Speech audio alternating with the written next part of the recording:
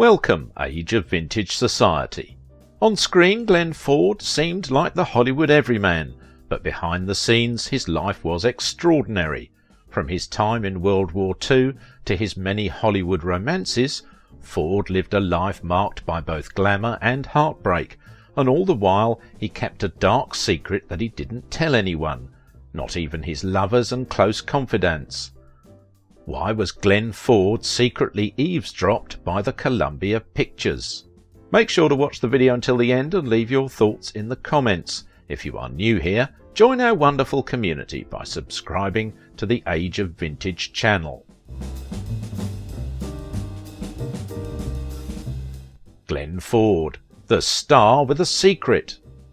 Glenn Ford, a laconic, soft-spoken actor whose leading roles in westerns, melodramas and romantic films made his name a familiar one on movie house marquees from the early 1940s through the 60s. In movies like Gilda, The Big Heat, Blackboard Jungle and Pocketful of Miracles, Mr. Ford's acting could appear effortless, but in his quiet, easygoing manner he could also project a certain depth and complexity of character, combining affability with resoluteness, gentleness with inner strength. Critics consistently gave his performances high praise. He featured in various roles of different movies. His 50 years career saw him star in more than 100 films. He was born Gwilyn Samuel Newton Glenn Ford on the 1st of May 1916 in Port-Neuf, a working-class town in Quebec, Canada. But that doesn't mean he had a hard-scrabble upbringing. Ford's father was a railroad executive who could count a Canadian Prime Minister and an American President as relatives. Plus, Ford didn't exactly tough out the Canadian winters.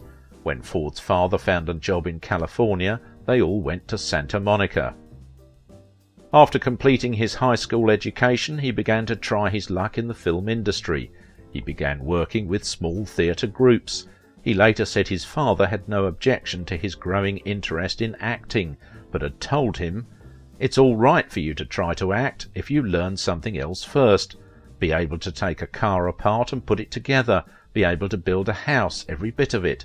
Then you'll always have something." Mr. Ford listened to his father, and in the 1950s, when he was one of the nation's most popular actors, he regularly worked on plumbing, wiring and air conditioning at home.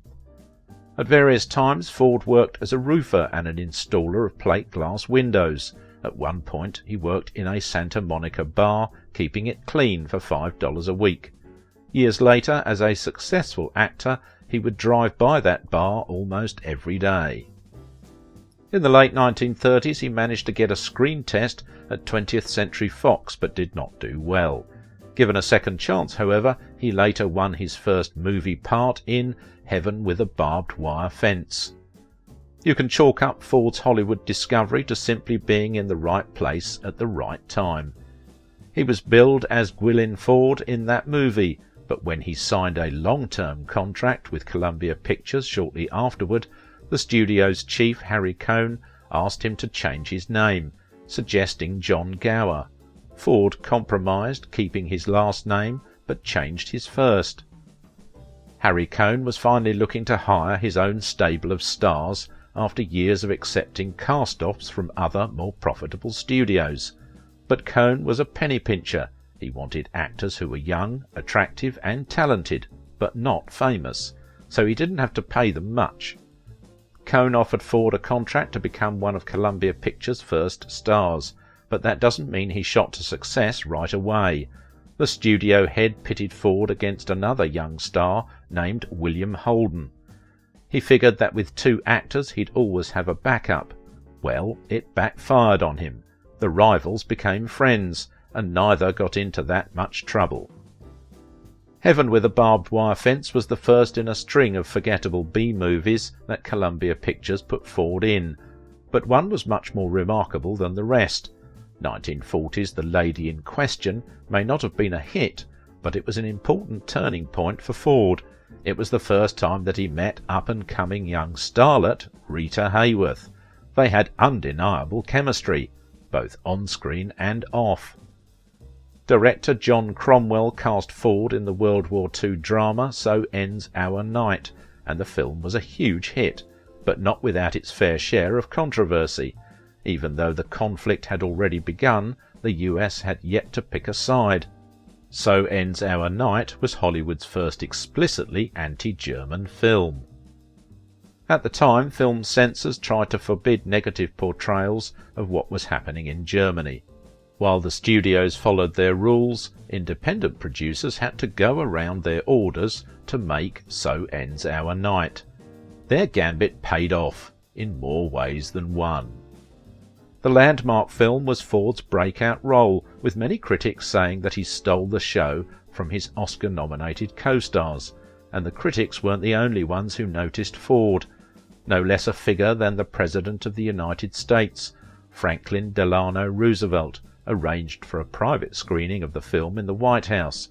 The film moved FDR so much that he invited Ford to his birthday ball, where he introduced the young actor to his wife Eleanor.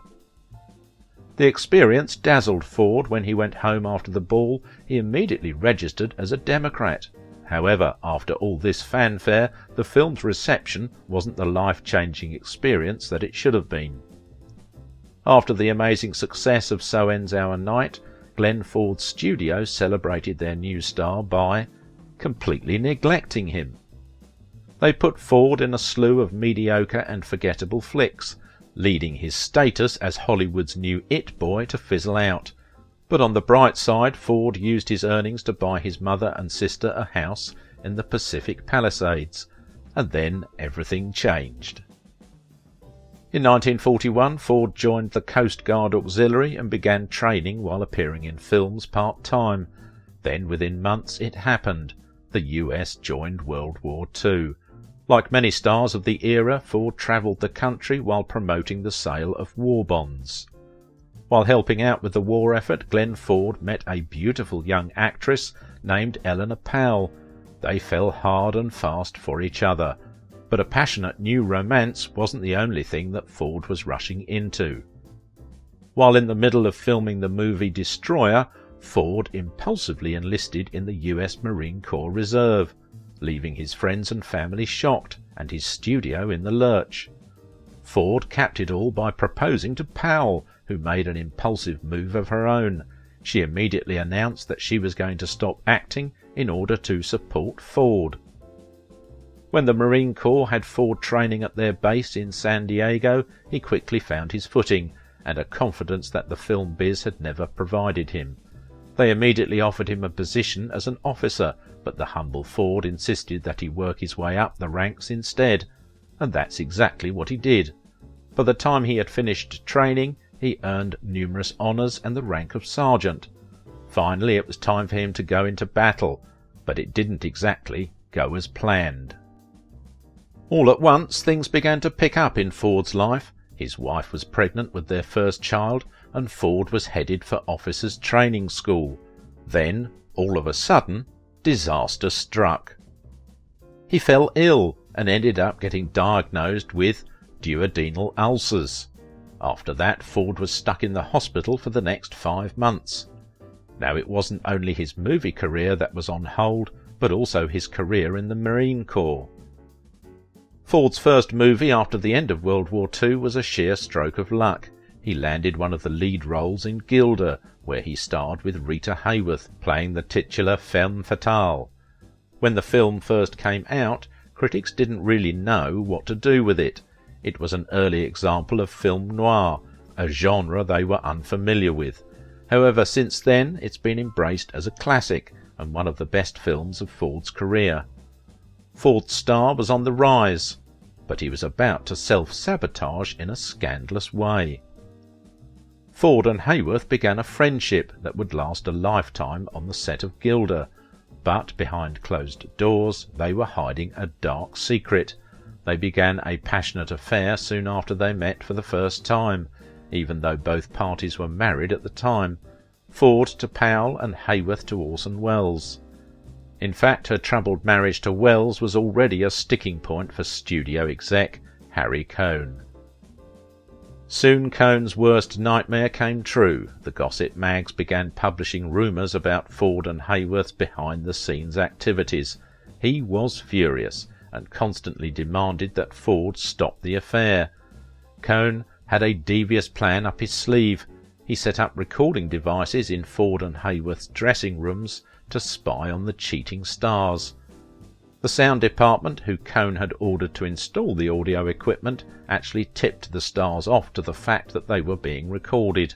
With this knowledge, they were able to get their suspicious boss off their back. Gilda was completed without any more issues, and Ford and Hayworth were able to continue their affair away from prying ears. They continued their affair under the studio's nose, and presumably his wife's. In fact, their whole relationship was pretty steady and smooth. Considering he'd suffered no consequences from his ongoing affair with Rita Hayworth, Glenn Ford didn't really learn any lessons from the experience. So he continued to cheat on his wife with whatever starlet was ready and willing. But just because he was a womanizer didn't mean that Ford didn't have feelings. His name had appeared in the gossip rags a little too often, and his career was suffering as a result. Still, he couldn't help himself, and he took his shot, only to be met with an absolutely epic cold shoulder. Ford and Powell's marriage had weathered many storms, but by the mid-50s, Powell was hiding a dark secret of her own. She'd read about her husband in the gossip papers, and even caught him in the act more than once, and let's not forget that she'd given up her career to be his wife. But she'd reached her breaking point and wanted out. There was just one problem, their son Peter. Powell wanted custody, and she didn't want Ford to have ground to stand on in court, so she waited years until Peter was 14 and old enough to choose what parent he wanted to live with. Then she filed for divorce from Ford. He did not react well. Ford was hardly the victim in all this, but he certainly acted like he was. He kept his distance from Powell and his son, and begrudgingly paid a pathetic sum for alimony, complaining about it the whole time. However, he had little reason to pout. By this point he was the biggest star in Hollywood, and now he was also free to seduce any starlet he came within 10 feet of, and that's exactly what he did. During his heyday, Ford's playboy hobby turned into a full-time pursuit, and he had dalliances with nearly every A-lister from the golden age of Hollywood. Jean Tierney, Eva Gabor, Joan Crawford, and even a one-night stand with Marilyn Monroe. Then, following his divorce, came the next generation of starlets in the early 60s. Judy Garland, Debbie Reynolds, Jill St. John, and Brigitte Bardot among them. Ford started out in the 60s with notoriously troubled productions, but he'd never again reached the success he once had. There was one bright side. Among all the affairs and flings, Ford had forged a connection with a young actress named Catherine Hayes. They got married in 1966, but sadly their union was doomed to a heartbreaking end. Hayes and Ford divorced 3 years later, and once again Ford was alone, devastated, and stuck with an alimony bill he had trouble paying. Ford went back to his womanizing ways, but it was clear that the chase was beginning to lose its luster. Ford's next marriage to Cynthia Haywood lasted longer than the one that preceded it, but not by much. Each divorce devastated him, both emotionally and financially. Sadly, after decades of canoodling with the most beautiful women in Hollywood, Ford spent the last years of his life alone. In the 90s, Ford began to suffer from serious health problems and retired from acting. He spent the last 15 years of his life in relative seclusion. To celebrate his 90th birthday, the American Cinematheque organized a party honoring Ford, complete with a screening of Gilda. He hoped to attend, but fate had something else in mind. Ford's health problems worsened, and he had to skip the event. Just 4 months later, he was gone. If you liked this video, don't forget to give it a thumbs up, subscribe if you are new here, and if you want to support my work, please visit my Patreon page. Now it is your turn. What do you think about the life and legacy of Glenn Ford? Ford wasn't exactly unlucky in love, but he was certainly unlucky in marriage.